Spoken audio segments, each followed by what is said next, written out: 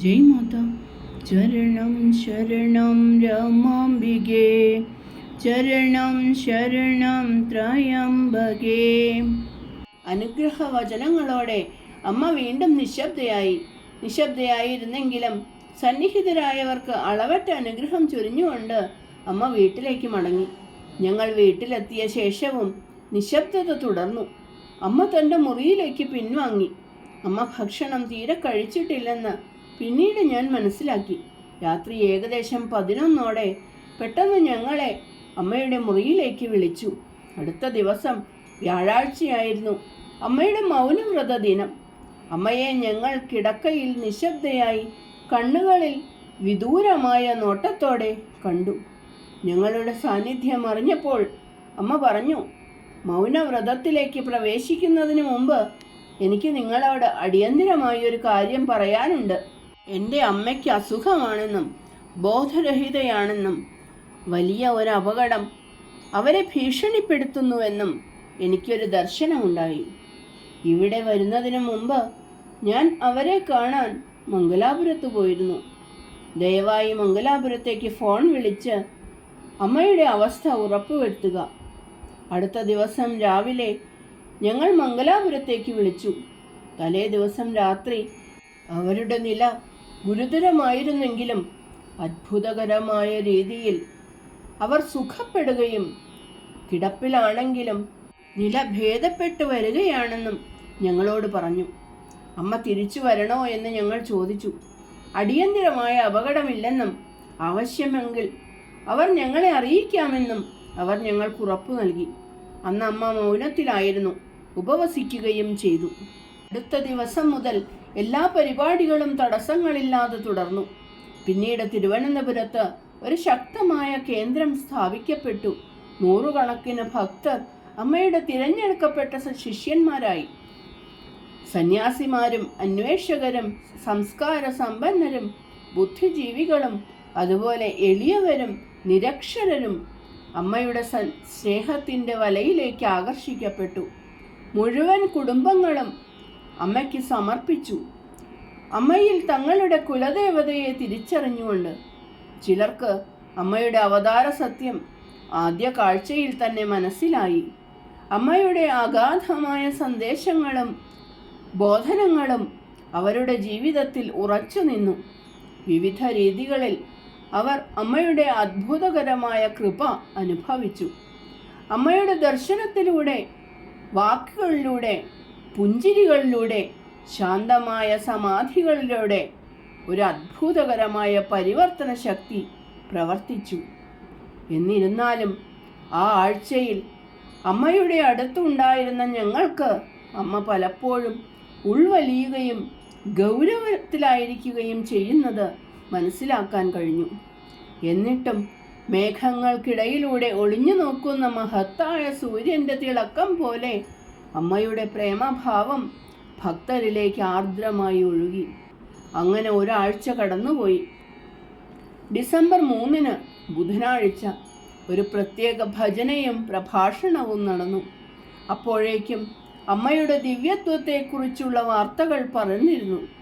സമീപ പട്ടണങ്ങളിൽ നിന്ന് പോലും ആളുകൾ അമ്മയെ കേൾക്കാനും അമ്മയുടെ ദർശനം നേടാനും വന്നിരുന്നു. അന്ന് വൈകുന്നേരം പന്തൽ നിറഞ്ഞിരുന്നു. അമ്മയുടെ പ്രഭാഷണം ആകർഷകവും പ്രചോദനകരവുമായിരുന്നു. സത്യത്തിൻ്റെയും ധർമ്മത്തിൻ്റെയും പാത പിന്തുടരാൻ മനുഷ്യരാശിയെ ഉദ്ബോധിപ്പിച്ചു. അജ്ഞതയുടെയും മന്ദതയുടെയും ഇരുട്ടിൽ നിന്ന് പലരെയും ഉണർത്തി. പല മനസ്സുകളെയും വിശ്വാസത്തിൻ്റെയും ഭക്തിയുടെയും ലോകത്തിലേക്ക് ഉയർത്തിക്കൊണ്ട് അതിശക്തമായ ശുദ്ധീകരണ ശക്തി അന്ന് അമ്മയിൽ നിന്ന് വന്നു. ഒടുവിൽ അമ്മ മാതൃശക്തിയുടെ ഉന്നതമായ ഭാവത്തിൽ ലയിച്ചു നിന്നു. താമര കൈകളിൽ ദൈവിക അനുഗ്രഹത്തിൻ്റെ ഉറപ്പ് വഹിച്ചുകൊണ്ട് ഞങ്ങളുടെ ഹൃദയങ്ങൾ നിശബ്ദമായും ഭയത്തോടെയും സ്വയമേവ അമ്മയ്ക്ക് ആദരാഞ്ജലികൾ അർപ്പിച്ചു. അമ്മ സമാധിയിൽ നിന്ന് ഉണർന്ന് ഏതാനും അനുഗ്രഹവചനങ്ങൾ പറഞ്ഞു. പിന്നീട് അപ്രതീക്ഷിതമായ ഒരു വിടവാങ്ങൽ ആംഗ്യത്തോടെ, ഞാൻ ഇപ്പോൾ വീട്ടിലേക്ക് പോകട്ടെ, എനിക്കൊരു കടമ നിറവേറ്റാനുണ്ട് എന്ന് പറഞ്ഞു. അന്ന് ആർക്കും ആ വാക്കിൻ്റെ അർത്ഥം മനസ്സിലായില്ല. അമ്മ തൻ്റെ മുറിയിലേക്ക് പിൻവാങ്ങി. സാധാരണയായി വിശ്രമിക്കുന്നതിന് മുമ്പ് ആ സാർവത്രിക ഹൃദയത്തിൻ്റെ പ്രവാഹത്തെ അടക്കാൻ കഴിയാതെ അമ്മ വീണ്ടും വീണ്ടും തൻ്റെ കുട്ടികളുടെ അടുത്ത് ചിരിയോടെയും സന്തോഷത്തോടെയും പ്രകാശമാനമായ സത്യങ്ങളുമായി വന്ന് സന്നിഹിതരായവരെ സന്തോഷിപ്പിക്കുമായിരുന്നു. എന്നാൽ അന്ന് പലർക്കും തങ്ങളുടെ ഹൃദയത്തിൽ ഒരു ദുഃഖത്തിൻ്റെ സ്പർശനം തോന്നി. ഉറങ്ങുന്നതിന് തൊട്ടു മുമ്പ് ഞങ്ങളെ അമ്മയുടെ അടുത്തേക്ക് വിളിച്ചു. ഞങ്ങൾ മുകളിലേക്ക് പോയപ്പോൾ അമ്മയെ ഭഗവാന്റെ അടുത്ത് അദ്ദേഹവുമായി സംസാരിക്കുന്നത് ഞങ്ങൾ കണ്ടു. ഞങ്ങളെ കണ്ടയുടൻ അമ്മ പറഞ്ഞു, നാളെ എനിക്ക് മംഗലാപുരത്തേക്ക് പോകണം. ഒരു വലിയ കടമ എന്നെ വിളിക്കുന്നു. അതിനാൽ നാളത്തെ വിമാനത്തിൽ സീറ്റുകൾ ബുക്ക് ചെയ്യുക. എൻ്റെ പരിപാടികളും റദ്ദാക്കുക. എനിക്കുടൻ എൻ്റെ അമ്മയുടെ അടുത്തേക്ക് പോകണം. തുടർന്ന് എൻ്റെ ഭർത്താവിനെ നോക്കി അമ്മ പറഞ്ഞു, ഭഗവാൻ ഇപ്പോൾ യാത്ര ചെയ്യാൻ തക്ക ആരോഗ്യമുള്ള ആളല്ല. അതിനാൽ ഞാൻ അദ്ദേഹത്തെ നിങ്ങളുടെ സംരക്ഷണത്തിൽ ഏൽപ്പിക്കുന്നു. ആ കടമ സ്നേഹത്തോടും ശ്രദ്ധയോടും കൂടി ചെയ്യുക. അമ്മ മംഗലാപുരത്തേക്ക് പോകുന്ന കാര്യത്തിൽ ഒരു കാലതാമസവും ഉണ്ടാകരുത്. ഏതാനും മിനിറ്റുകൾ ഞങ്ങൾ ആശയക്കുഴപ്പത്തിലായി. കാരണം അമ്മ ശ്രീദേവിക്ക് കൂടുതൽ മോശമായെന്ന് സൂചിപ്പിക്കുന്ന ഒരു വാർത്തയും വന്നിരുന്നില്ല. എന്നാൽ ആജ്ഞാപിതമായ വാക്കുകൾ നടപ്പിലാക്കി ഒരു കാലതാമസവും കൂടാതെ എല്ലാ ഒരുക്കങ്ങളും ചെയ്തു. അമ്മയുടെ പെട്ടെന്നുള്ള യാത്രയുടെ വാർത്ത കൂടുതൽ ദിവസങ്ങൾ അമ്മയെ കാണാൻ കാത്തിരുന്ന ഭക്തർക്കൊരു പ്രഹരമായി. ബന്ധപ്പെട്ടവരെയെല്ലാം ധൃതിയിൽ അറിയിച്ചു. പലരും അവസാന ദർശനത്തിനായി വിമാനത്താവളത്തിലെത്തി. അവരുടെ മുഖങ്ങളിൽ ദുഃഖം തളം കെട്ടിയിരുന്നു. പലരുടെയും മുഖങ്ങളിൽ നിന്ന് കണ്ണുനീർ ഒഴുകിയിറങ്ങി. ഇവിടെ ഒരു സ്നേഹവാക്കിലൂടെയും അവിടെ ഒരു ആർദ്രമായ പുഞ്ചിരിയിലൂടെയും അമ്മ സ്നേഹത്തോടെ അവരുടെ ദുഃഖം ശമിപ്പിക്കാൻ ശ്രമിച്ചു. അമ്മ ഒറ്റയ്ക്ക് പോയതുകൊണ്ട് അമ്മയോടൊപ്പം പോകാൻ എനിക്ക് അനുഗ്രഹം ലഭിച്ചു. പറഞ്ഞറിയിക്കാനാവാത്ത സ്നേഹത്തോടെയുള്ള ഒരു നോട്ടത്തോടെ അമ്മ എല്ലാ ഭക്തരോടും വിട പറഞ്ഞു. ഞങ്ങൾ കൊച്ചിയിൽ വിമാനമിറങ്ങിയപ്പോൾ കൊച്ചി രാജകുടുംബത്തിലെ ചില അംഗങ്ങൾ അമ്മയുടെ ദർശനത്തിനായി അവിടെ ഉണ്ടായിരുന്നു. കൊച്ചിയിൽ നിന്ന് ഞങ്ങൾ ട്രെയിനിൽ തൃശ്ശൂരിലേക്ക് പോയി. അന്ന് രാത്രി അമ്മ തൃശ്ശൂരിൽ തങ്ങി. അത് എൻ്റെ വൃദ്ധമാതാവിനും തൃശ്ശൂരിലെ മറ്റു ഭക്തർക്കും അപ്രതീക്ഷിതമായ ഒരു ദർശനം ലഭിക്കാൻ സഹായിച്ചു. അമ്മ അന്ന് ഭക്ഷണം തീരെ കഴിച്ചില്ല. രാത്രി മുഴുവൻ അമ്മ തൻ്റെ കിടക്കയിലിരുന്ന് സമാധിയിലായിരുന്നു. അടുത്ത ദിവസം രാവിലെ ഞങ്ങൾ ട്രെയിനിൽ മംഗലാപുരത്തേക്ക് പുറപ്പെട്ടു. ആ യാത്രയിലുടനീളം അമ്മ കൂടുതലും നിശബ്ദതയിൽ മുഴുകിയിരുന്നു. ഞാൻ ഭക്ഷണം തയ്യാറാക്കി കൊണ്ടുവന്നിരുന്നു. എന്നാൽ അമ്മ അത്രയ്ക്ക് ഉൾവലിഞ്ഞതുകൊണ്ട് ഭക്ഷണം കൊടുക്കാനുള്ള എൻ്റെ എല്ലാ ആകാംക്ഷപൂർണമായ ശ്രമങ്ങളും പരാജയപ്പെട്ടു. എന്നിരുന്നാലും ഞാൻ ആവശ്യത്തിന് ഭക്ഷണം കഴിക്കുന്നുണ്ടെന്ന് അമ്മ ഉറപ്പുവരുത്തി. അത്രയ്ക്കായിരുന്നു അമ്മയുടെ കുട്ടികളോടുള്ള അതിസൂക്ഷ്മമായ സ്നേഹവും ശ്രദ്ധയും. ഞങ്ങൾ വൈകുന്നേരത്തോടെ മംഗലാപുരത്തെത്തി.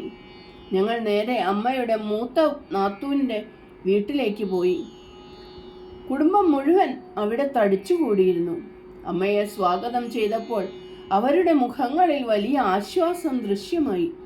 അമ്മ തൻ്റെ അമ്മയുടെ കിടക്കയുടെ അടുത്തേക്ക് പോയി നിശബ്ദമായി അവരുടെ പാദങ്ങളിൽ പ്രണമിച്ചു. തുടർന്ന് അമ്മ കിടക്കയുടെ അരികിലിരുന്നു.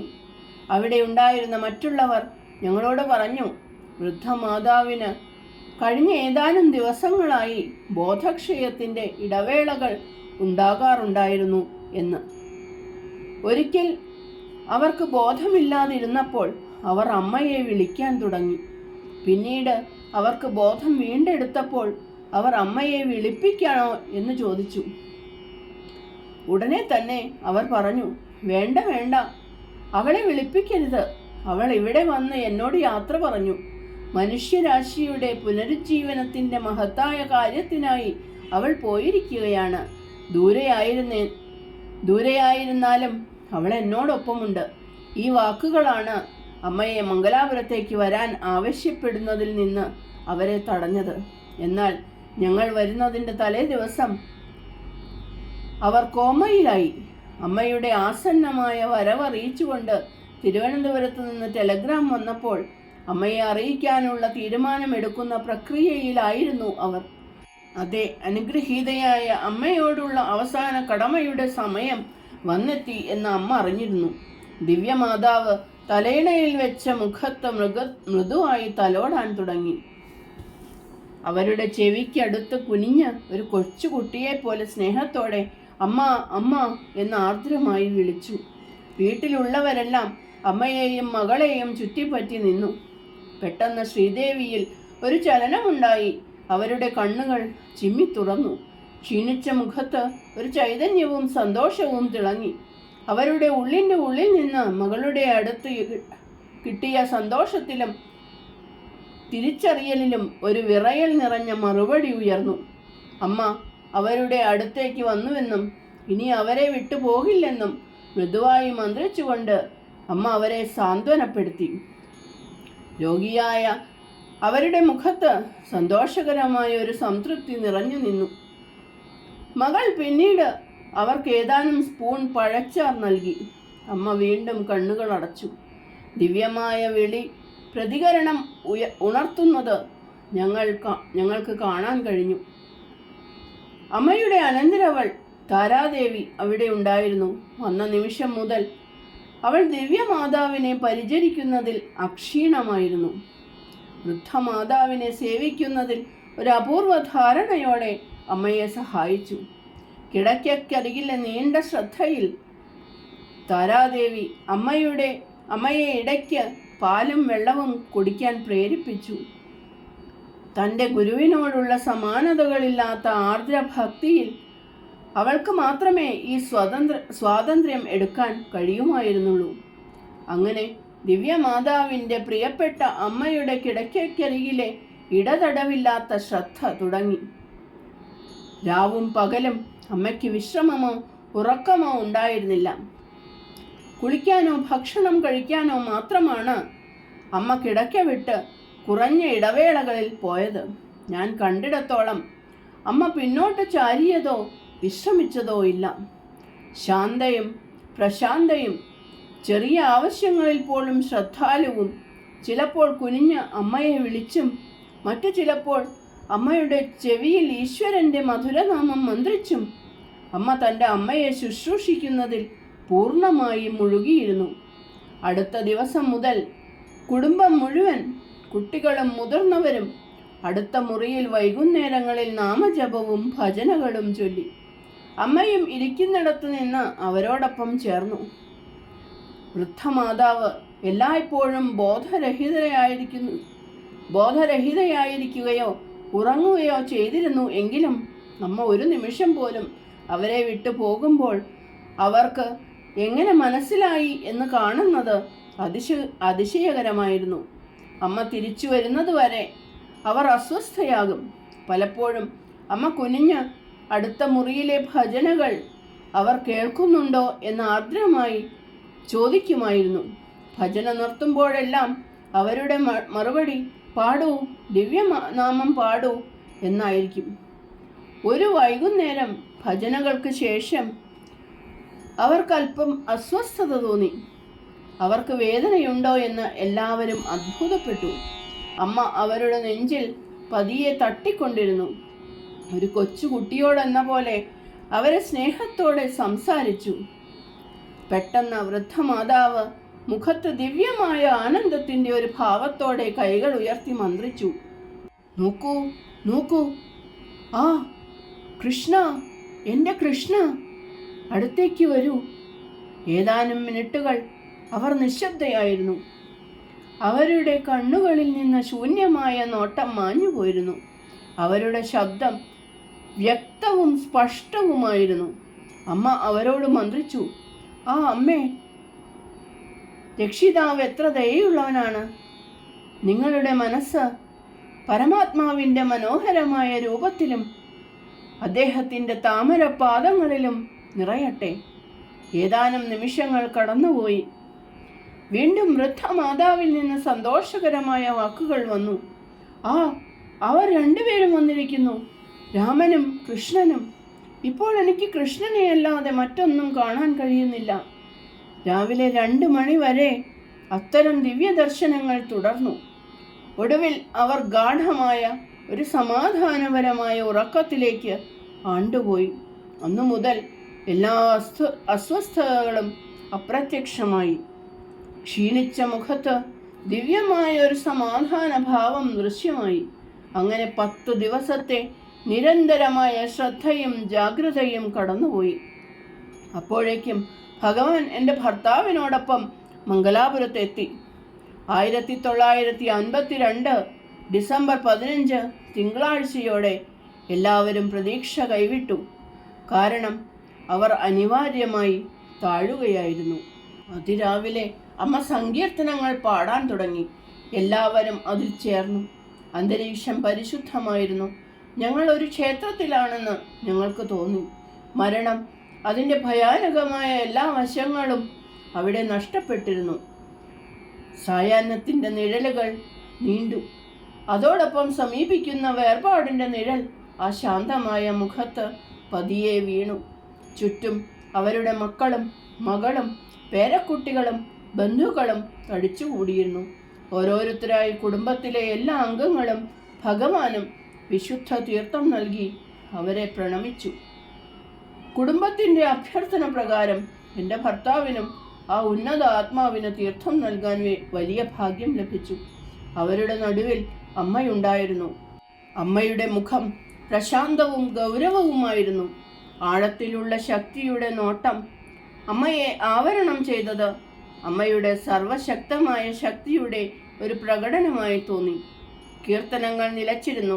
ആ സ്ഥലത്ത് നിശബ്ദത തളം കെട്ടി നിന്നു. അമ്മയുടെ പ്രശാന്തമായ നിശബ്ദ രൂപം എല്ലാവർക്കും ശക്തി പകർന്നു. ദുഃഖത്തിലേക്ക് വീഴാനായില്ല. എല്ലാവരും ധീരമായി കാത്തിരുന്നു. ആ ഉന്നത ആത്മാവിൻ്റെ സമാധാനപരമായ യാത്രയ്ക്കായി പ്രാർത്ഥിച്ചു. സമയം നിശബ്ദമായി കടന്നുപോയപ്പോൾ അമ്മ ആഴത്തിലുള്ള ധ്യാനത്തിൽ മുഴുകിയതുപോലെ തോന്നി. വൃദ്ധമാതാവിൻ്റെ ശാന്തമായ മുഖത്ത് ഒരു മാറ്റവും ഉണ്ടായിരുന്നില്ല.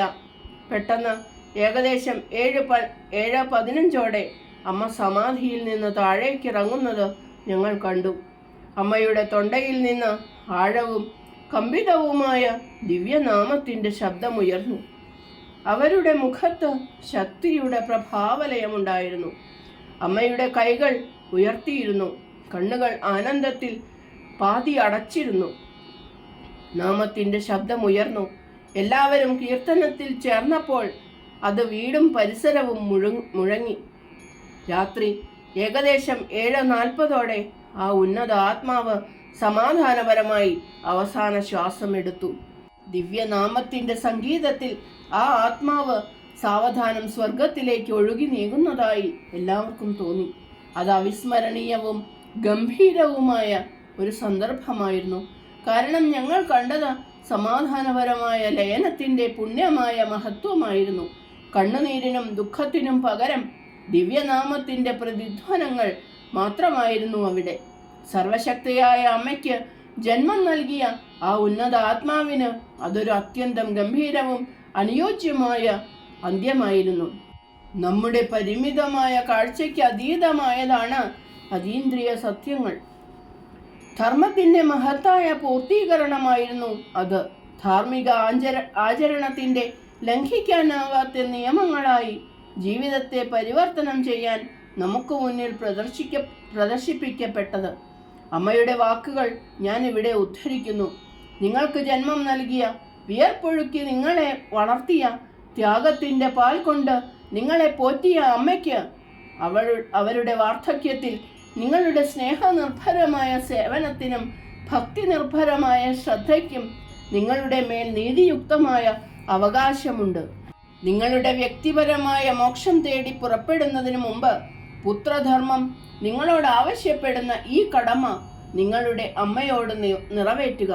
ഓർക്കുക, ഉയർന്ന കൃപയ്ക്കായി ദിവ്യത്വത്തോട് നിങ്ങളെ ശുപാർശ ചെയ്യുന്നത് നിങ്ങളുടെ അമ്മയുടെ അനുഗ്രഹങ്ങളാണ്. അല്പസമയത്തിന് ശേഷം ദിവ്യമാതാവ് വീണ്ടും സമാധിയിലേക്ക് പ്രവേശിച്ചു. മരിച്ച ആത്മാവിൻ്റെ ക്ഷീണിച്ച മുഖത്ത് അത്ഭുതകരമായ ഒരു മാറ്റം സംഭവിച്ചു. പ്രകാശത്തിൻ്റെ ഒരു തിളക്കം ആ രൂപത്തിൽ വ്യാപിച്ചു. മുഖത്തിന് സമാധിയിലുള്ള ഒരു സന്യാസിയുടെ സൗന്ദര്യമുണ്ടായിരുന്നു. മുഖത്തിൻ്റെ പവിത്രത അവിടെയുള്ള എല്ലാവർക്കും സമാധാനത്തിൻ്റെയും ആദരവിൻ്റെയും ഒരു ബോധം പകർന്നു. അതൊരു അതുല്യമായ അനുഭവമായിരുന്നു. ആഴത്തിലുള്ള നിശബ്ദതയിൽ അമ്മയുടെ ആജ്ഞാശക്തിയുള്ള ഭയാനകമായ സാന്നിധ്യമുണ്ടായിരുന്നു. അവരുടെ അരികിൽ പ്രപഞ്ചമാതാവായ പരമാത്മ ചൈതന്യത്തിൽ ലയിച്ച അമ്മയുടെ രൂപം. സാവധാനം അമ്മ സമാധിയിൽ നിന്ന് താഴെ ഇറങ്ങുകയും നിശബ്ദമായി തൻ്റെ അമ്മയുടെ പാദങ്ങളിലേക്ക് നോക്കിയിരുന്നു. അടുത്തുള്ള ഭിത്തിയിൽ അമ്മയുടെ പിതാവിൻ്റെ ഒരു ചിത്രമുണ്ടായിരുന്നു. നിശബ്ദതയിൽ അവർ ആ ചിത്രത്തിന് മുന്നിൽ എളിമയോടെ പ്രണമിച്ചു. ഈശ്വരനാമം തുടർന്നു.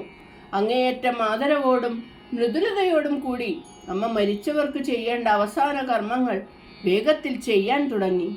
നിരവധി മാലകൾ ആദരവോടെ അർപ്പിച്ചു. എല്ലാവരും പ്രണമിച്ചു.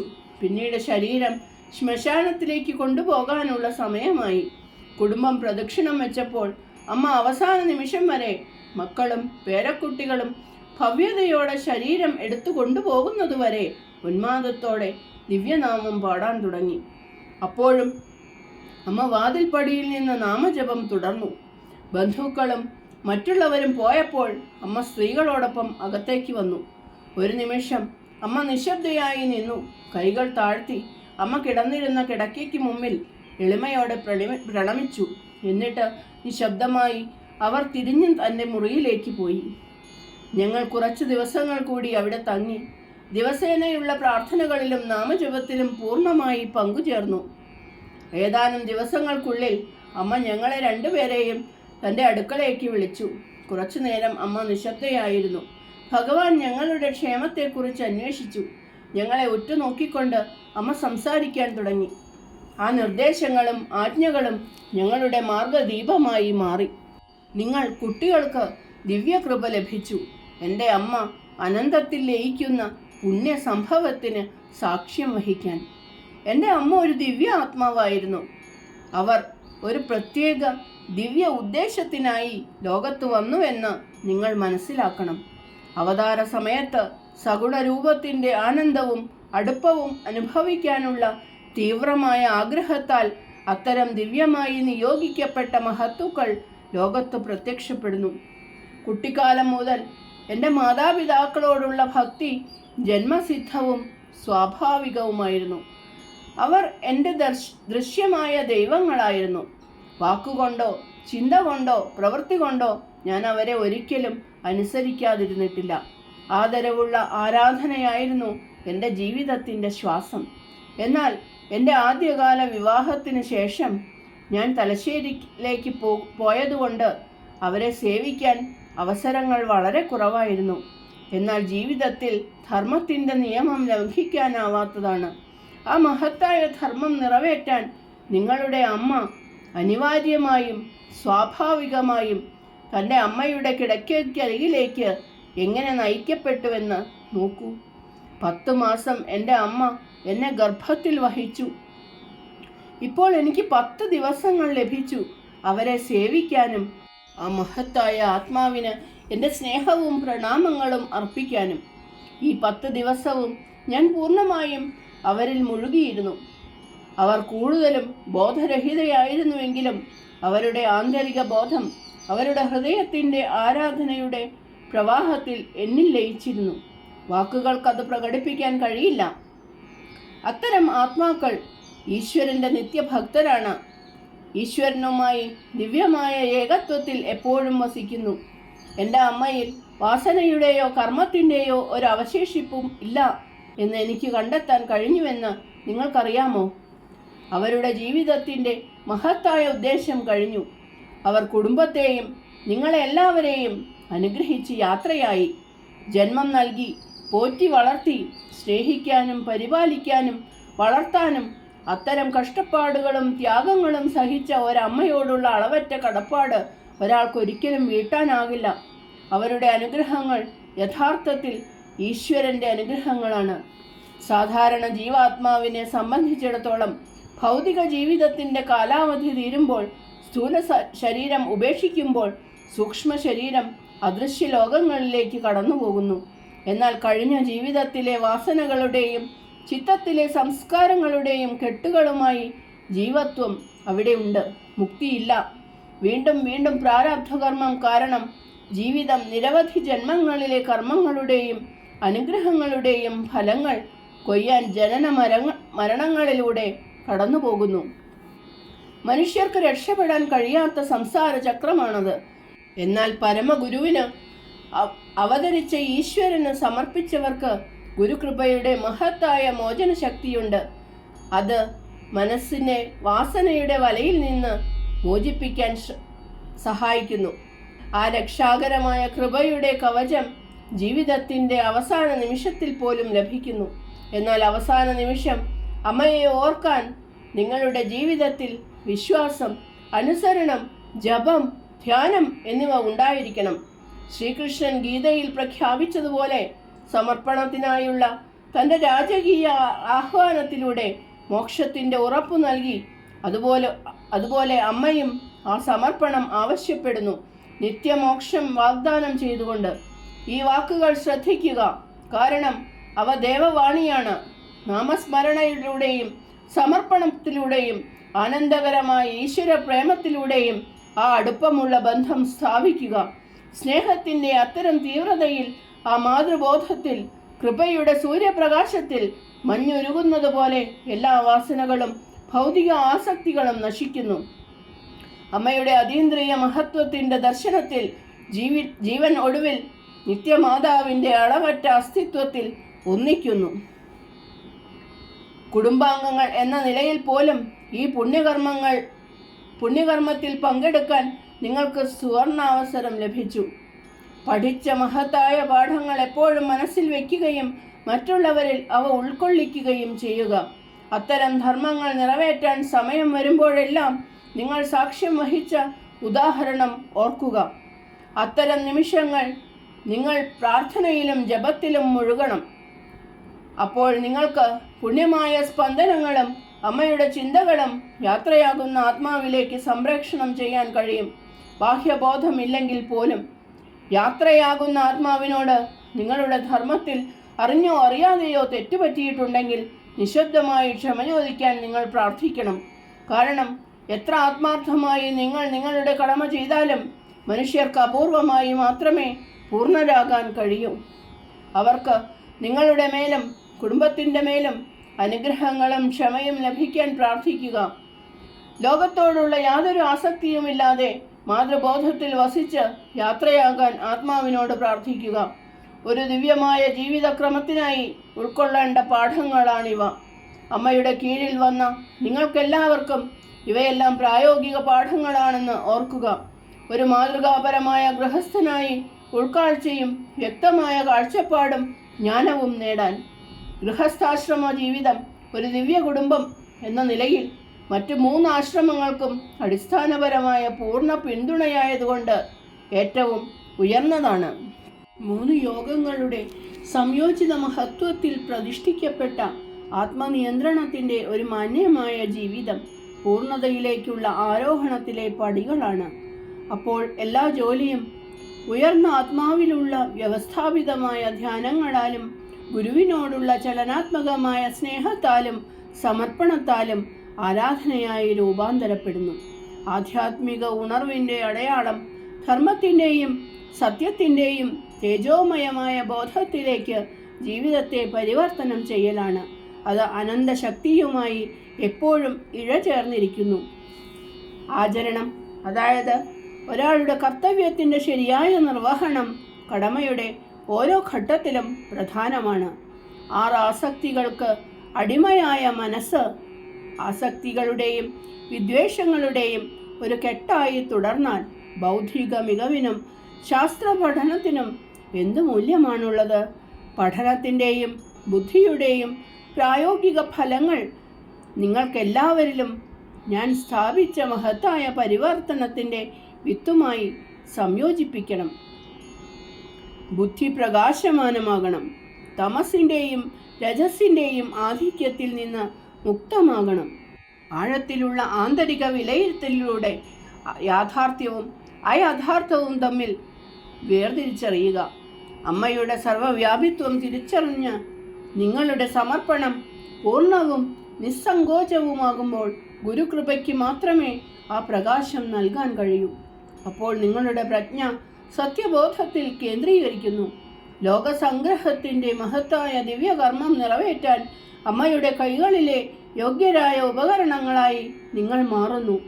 നിങ്ങളും ഞാനും എന്ന ദ്വൈതബോധം ഉള്ളിടത്തോളം കാലം അമ്മയുടെ ആജ്ഞകൾക്കനുസരിച്ച് സത്കർമാചരണം, ശുദ്ധവും ധാർമ്മികവും ആത്മീയവുമായ പെരുമാറ്റം ഉണ്ടായിരിക്കണം. എല്ലാ ദ്വൈതങ്ങളും അസ്തിത്വവും എല്ലാ പ്രതിഭാസങ്ങളും ബ്രഹ്മസാക്ഷാത്കാരത്തിൽ ലയിച്ചില്ലാതാകുമ്പോൾ എല്ലാ നിയമങ്ങളും നിയന്ത്രണങ്ങളും നശിക്കുന്നു. എന്നാൽ വീണ്ടും ആപേക്ഷിക ബോധത്തിലേക്ക് വരുമ്പോൾ നിത്യജ്ഞാനത്തിൻ്റെ മഹത്തായ പ്രകാശത്തിൽ ഒരാൾ കർമ്മത്തിനിടയിലും കർമാതീതനായി മാറുന്നു. സത്യവും ധർമ്മവും അത്തരം ജീവിതങ്ങളുടെ സ്വാഭാവിക പ്രകടനങ്ങളായി മാറുന്നു. അമ്മയോടുള്ള സ്നേഹം, അമ്മയുടെ ജോലി നിങ്ങളുടെ ജീവിതത്തിൻ്റെ പ്രധാന അഭിനിവേശങ്ങളായി മാറട്ടെ. നിങ്ങളുടെ വിശ്വാസം ഉച്ചസൂര്യനെ പോലെ തിളക്കമുള്ളതായിരിക്കട്ടെ, മറ്റുള്ളവരിലെ എല്ലാ സംശയങ്ങളെയും ദഹിപ്പിക്കാൻ. അത്തരം പ്രകാശമാനമായ വിശ്വാസം മാത്രം നിങ്ങളുടെ പാതയിലെ എല്ലാ തടസ്സങ്ങളെയും തകർക്കുന്നു. വലിയ ജോലി നിങ്ങളെ കാത്തിരിക്കുന്നു. എന്നാൽ ഭയപ്പെടരുത്. അമ്മയുടെ ഇച്ഛയ്ക്കും ആഗ്രഹത്തിനും സമർപ്പിക്കുക. നിങ്ങളുടെ പുണ്യകർമ്മങ്ങളിൽ അമ്മയുടെ അനുഗ്രഹങ്ങൾ നിങ്ങളോടൊപ്പം ഉണ്ടെന്ന ബോധത്തോടെ ബോധപൂർവമായ ഉപകരണങ്ങളായി മാറുക. അമ്മ സംസാരിക്കുന്നത് നിർത്തി ഞങ്ങൾ നിശബ്ദരായിരുന്നു. കൃപയുടെ അവതാരത്തിൻ്റെ ബോധത്താൽ ഞങ്ങളിൽ അർപ്പിച്ച അമ്മയുടെ വിശ്വാസത്തിൻ്റെ മഹത്വത്താലും വിവരിക്കാനാവാത്ത സ്നേഹത്താലും ഞങ്ങൾ നിറഞ്ഞുപോയിരുന്നു. ഞങ്ങളുടെ ജീവിതത്തിലെ ഒരു വഴിത്തിരിവാണെന്നും അമ്മയുടെ ഇച്ഛാശക്തിയുടെ പരമോന്നതിയിൽ ദിവ്യകർമ്മം ഞങ്ങളുടെ മുന്നിൽ തുറക്കുന്നുവെന്നും ഞങ്ങൾക്കറിയാമായിരുന്നു. അന്ന് ശ്രീ ഭഗവാൻ അവിടെ ഉണ്ടായിരുന്നു, നിശബ്ദമായി വിശ്രമിക്കുകയായിരുന്നു. എന്നാൽ ഞങ്ങൾക്ക് അദ്ദേഹത്തിൻ്റെ ദയയുള്ള ചിന്തകളും അനുഗ്രഹങ്ങളും നൽകി. അമ്മ മർത്യദേഹം ഉപേക്ഷിച്ച അതേ ഹാളിൽ വെച്ച് ഞങ്ങൾ അമ്മയോട് യാത്ര പറഞ്ഞു. ഞങ്ങൾ അമ്മയുടെ താമര പാദങ്ങളിൽ പ്രണമിച്ചപ്പോൾ അമ്മ അവിടെ നിന്നു. അമ്മയുടെ കണ്ണുകൾ പ്രേമത്തിൻ്റെ കുളങ്ങളായിരുന്നു. ഭഗവാന്റെ കരുതലും സ്നേഹവും അത്രയ്ക്ക് വലുതായിരുന്നു. ഞങ്ങൾ സുഖമായിരിക്കുന്നുവെന്ന് ഉറപ്പുവരുത്താൻ അദ്ദേഹം സ്റ്റേഷനിൽ വന്നു. അമ്മയുടെ സഹോദരന്മാരും അദ്ദേഹത്തോടൊപ്പം ഉണ്ടായിരുന്നു. അങ്ങനെ അവിസ്മരണീയവും ഹൃദയസ്പർശിയുമായ ഒരു സന്ദർശനം അവസാനിച്ചു. ചരണം ശരണം രമാംബികേ, ചരണം ശരണം ത്രയംബകേ. ജയ് മാതാ.